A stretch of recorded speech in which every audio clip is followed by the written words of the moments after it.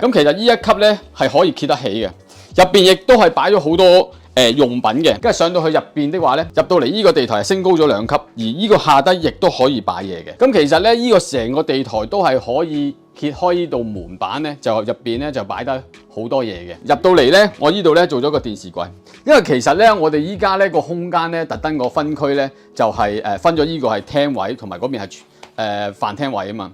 咁呢個廳嘅空間就會比較細咗少少。咁佢細咗少少，咁我哋咧如果譬如我哋擺啲機器喺度咧，譬如擺啲大型啲嘅機器咧，咁佢其實咧係好阻埞噶嘛。咁所以咧我哋設計嗰陣時喺呢個電視櫃入邊咧就偷深咗去入邊，入咗去咧就係愛嚟擺多啲嘢喺入邊嘅。咁你見到入邊咧係非常之深嘅。咁偷深咗入邊咧，其實咧嗰個位咧係偷咗落去個主人房個空間嗰度嘅。咁啊，呢個深度咧差唔多有成600-700，差唔多有600深咁深啦。係啦，所以入邊咧可以擺好多機器啊之類嘅嘢嘅。